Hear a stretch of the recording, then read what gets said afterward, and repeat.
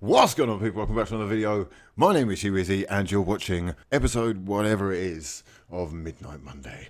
Welcome to the first Midnight Monday that's actually come out at midnight. At least it fucking well wants to be, because it's 9:35 in the morning. If you see a mad football story and you want me to cover it in this series, then use the hashtag Midnight Monday. Don't forget, if you're new around here, to subscribe and click the little bell end so you get all the good vibrations when I do upload. Hope you're all well and all that. But for now, let's get down to the headlines. Kepa, fucking hell, I can never say.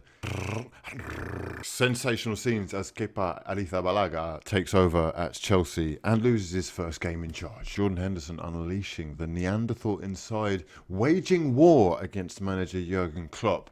Beautiful scenes. We're going to dig and delve into that one. Raheem Sterling involved in North London shootout. Arrizabalaga. Manchester United and Liverpool, fucking boring 0-0 draw yet again. Is Mohamed Salah actually a massive fraud? Leicester City have bitten the bullet. They fucking, where have you got that from?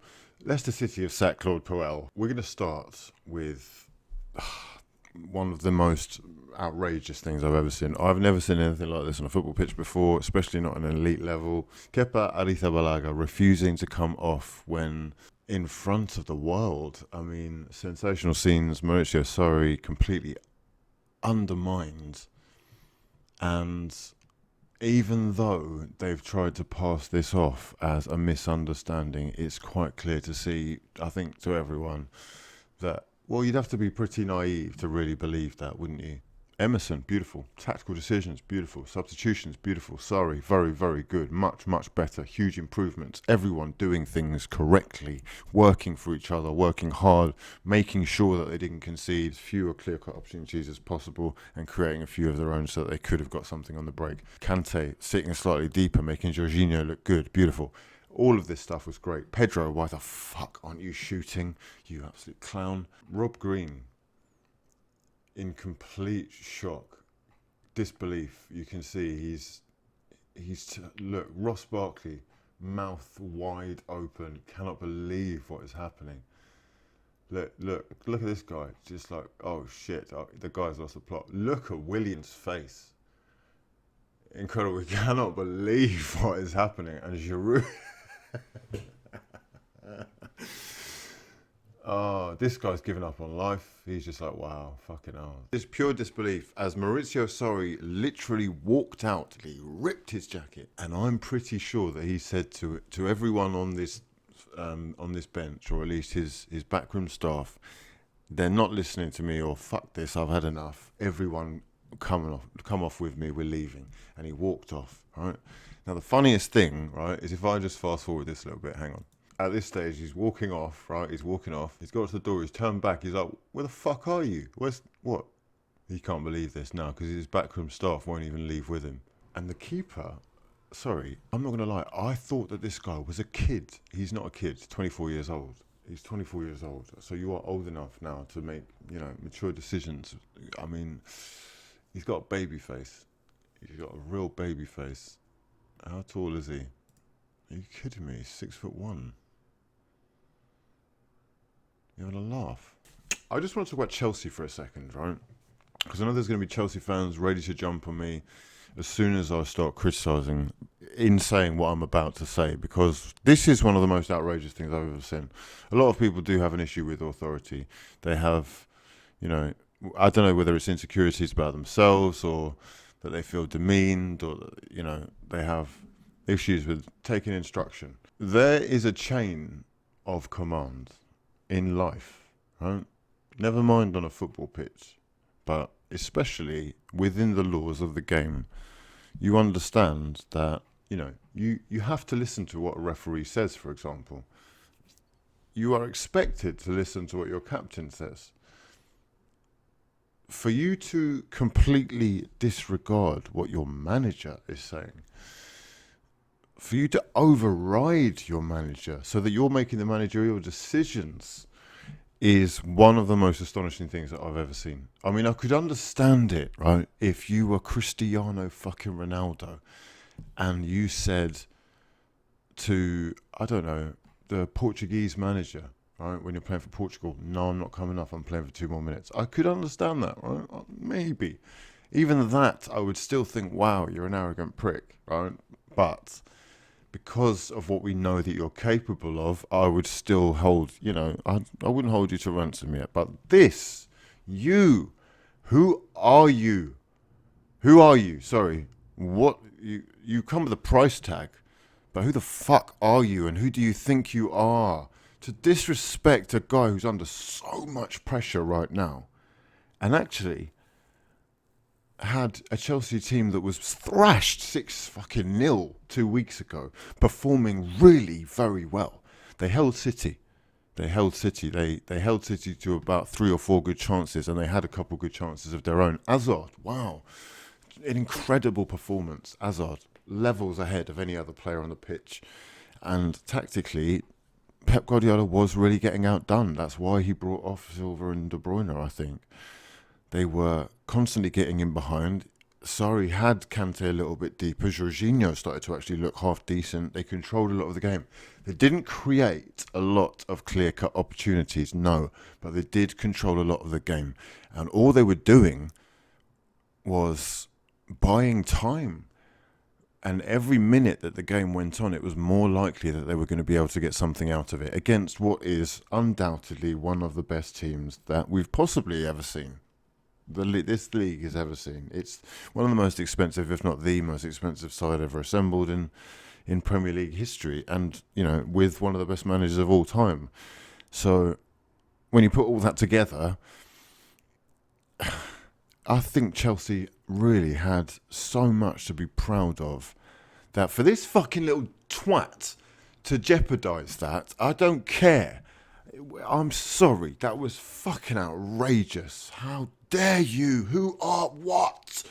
Okay, and I don't want to get started on the rest, but I have to, because ultimately, what he did was not only disrespectful to the manager. Willy Caballero is a goalkeeper who waits for his chances. He's one of those guys who has to play a bit like Ospina was at Arsenal. It was the same at City for him. However, he has a history, a proven record of being a penalty hero. And to be quite honest, I would call him a specialist in that. The fact that he knows those Manchester City players so well could well have been the difference for Chelsea. And it may well have been something that tactically Sarri and whoever else had thought of. In fact, the way that they were bringing him on had to have been about them now thinking, one step ahead of the game. And not only about the fact that you'd already gone down, Kepa. You'd already gone down with cramp twice. Whether you were feigning it or not, it's kind of irrelevant, right? When your number goes up on that board, you're off. That's it. I don't care if you're fine now. You weren't fine a minute ago. That's not an argument. I'm hearing people saying, but he's proving that he wants to play. Sorry. The manager's asked you to come off. It's fucking irrelevant whether you want to sit down in the middle of the fucking park and have a cup of tea. Yeah? Tea parties are over. It's off time, bench time, bath time, shower time. Yeah? It's done. How dare you disrespect the fucking badge, the club that pays you outrageous amounts of money by showing them up and even risking going into a situation which they did, where you bottled it. You actually fucking bottled it. And you know what? It could have been laughed over. You could have spun this to make you look like the hero, to make you, wow, you still undermined your manager anyway, and then you went and fucking bottled it. You couldn't even, wow. I'm sorry. You should be ashamed of yourself, mate. If you haven't grovelled an apology, not this pathetic little statement that you've made. Upset and sad for not being able to take the title. We fought until the end against a great team. We will continue working to be stronger. That's not a fucking apology. I would also like to clarify some facts of today's match. First of all, I regret how the end of the match has been portrayed. At no time has it been my intention to disobey the coach or any of his decisions. That's fucking bollocks. Because I've got you, right here, disobeying the manager's, look, what are you doing? You're fucking telling him no. No came out of your mouth. What do you mean no? I'm your father. You're my son. You don't say no to me, yeah? That's it. There's no fucking... The coach thought I was not in a position to play on. So, and my intention was to express that I was in good condition to continue helping the team, while the docs that had treated me arrived at the bench to give the message. I'll tell you why this is a load of bollocks, right? I'll tell you why this is a load of bollocks and why he's chatting absolute shit out of his arse, right? Because two reasons. When the fucking manager or whoever it is tells the guy on the side that he wants to make a substitution, that substitution is locked in. It is then the referee's job to make sure that that substitution is carried out. So the referee has actually bottled it, first things first. And the players, what player power is going fucking mad right now. This is insane. You are trying to mug me off, but I am not a dickhead. That's the problem. Yeah, that's your little problem, my child. My intention was to express that I was in good condition to continue helping the team. Okay, first things first, your intentions are fucking irrelevant. What you need to do, my son, is improve your English so that you can really communicate and get that message across. While the docs that had treated me arrived at the bench to give the message. The fucking doctors have got radios on their ears, yeah, with microphones connected to them that they communicate with the people on the fucking sideline with. Don't chat absolute shit. So when I run on the pitch and I've got a broken leg, I can communicate, yes, we need a fucking ambulance here. ASAP, right? Or whatever the fuck it is. We need a helicopter out of it. Don't try and blag to the fucking world that it takes them running back to send over that message. Please. What kind of communication systems have you got at Chelsea? Don't chat absolute fucking bollocks. What you did ultimately was ruin a top performance. You actually killed the game. Pep Guardiola wins another trophy for Manchester City. Sorry, he got his team going. I cannot believe what I witnessed. I thought he was going to leave. I thought he was done with Chelsea Football Club. Let me know your thoughts in the comment section below, exactly what you thought. And let's move on to the next story. Oh, you're winking. Wow. Okay, so no, I thought I was done, but I'm not done. You're fucking winking. You're actually winking, taking the piss. Wow. See, this is the problem with Chelsea Football Club. The players have got too much power. It's actually mad. It is actually mad. You need to get rid of a few players. You really do, I reckon. On to the second story now. Mauricio Pochettino has actually gone and bitten off Mike Dean's head. Did you see the blow for blow? Wow, I couldn't believe it. What? No, you go. You leave. You go. If you've ever lived in another country where they speak another language and you're frustrated or irritated at any point, it's very difficult to express yourself or say exactly what you mean to say. Some people who speak English as their first language can't express themselves properly in English. So they get equally frustrated and end up punching people or doing similar, outrageous things. Mauricio Pochettino's English is quite good, I'd say.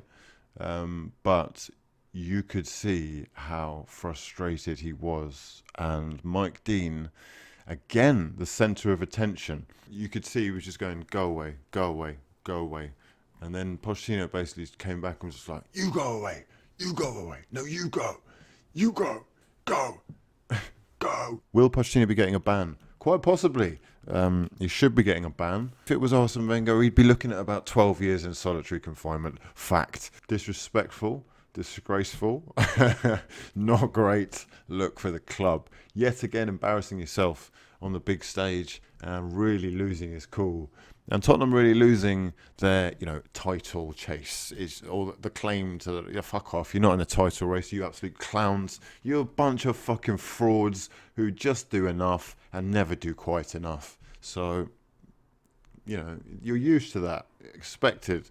Don't know why you're letting this media hype get to you. Okay, Manchester United against Liverpool, billed as the biggest game in football yet again. The most boring game in football, another 0-0 draw. Too important for either to lose, both too scared to do anything. Realistically, it was quite a dull affair. 1 point for each means that Arsenal go up into fourth, and that Liverpool's 2 points drop sees them only 1 point ahead of Manchester City at the top of the table. Oh, Jadon Sancho. Have you seen this goal? Okay, let's talk about Jadon Sancho for a second. Wow. Incredible scenes. True Ballers FC with contractual obligations for the next 4 years. Jadon Sancho, welcome to the club, my son. Oh my fucking God. Have you seen this goal? If Zinedine Zidane scored this goal, people would be ejaculating out of their car windows on the way to work. This is the most disgusting goal I have seen for a long time. The bend, the flick, the technique, the connection, the curve, the positioning, the timing, the confidence, the audacity, the fucking what? Oh my word. This guy's the real deal. Wow. This guy's English. Wow. Oh my word. I'm not gassing enough because this goal is worthy of studying, right? It's worthy of studying. I'm going to watch it now. Let's watch it. Look at the poise. Look at the left foot positioned, pointed outward. Look at this. Look at this leg winding up. Bang. That's it. Wow. Wow. Wow. Listen, if you know football, that was sensationally exquisite behaviour. That is, his value goes up by the day. He got a goal and assist, I think, in the game. The kid is... how he doesn't get a game at Manchester City is incredible. How they couldn't find a way of involving him is just unbelievable. You get this happening a lot now in football. Look at the likes of Serge Gnabry. They get impatient. They want to leave. They need time to play, and they are shining in the Bundesliga right now. Right? Ademola Lookman was actually doing stuff. He was doing bits in the Bundesliga. It looks like Reece Nelson has drifted off for a little while, but he, for a second, was changing Hoffenheim. Jadon Sancho has brought or been part of bringing Dortmund to the top of the table onto another level. These are young Englishmen who have a lot in their locker and they need opportunities. When you saw Chelsea playing Manchester City, did you see the difference when the likes of Loftus-Cheek came on? Okay, let's talk about this goal that Celtic have conceded to Motherwell. Basically, what's happened is one of their players has got injured. They've kicked the ball out for a throw-in, and they've expected Motherwell to hold on while their player received treatment. What's actually ended up happening is Motherwell took the throw-on. They've gone down the right wing, forced a shot from the keeper. It's been saved. The other guys tapped it in from close range, and I think they were 2-1 back in the game right then, Motherwell. Celtic immediately, their players just kind of rushed Motherwell's players who were celebrating, and there's been a conversation as to whether or not Celtic should have got a goal back, or been given a goal back. Now, I have actually seen this before. There have been cases in football where people have just given a goal back because they felt like the goal that they just scored was unjust, and it is kind of a sportsman's code, unspoken, unwritten. It's not a rule as such, but a convention that no longer has any place in the game. And for what's supposed to be an act of sportsmanship, it's amazing how often this strange ritual never fails to generate maximum ill feeling. Kicking the ball out may have had its roots in fair play and camaraderie, but it's been exploited with ruthless cynicism by divers, time wasters and cretins.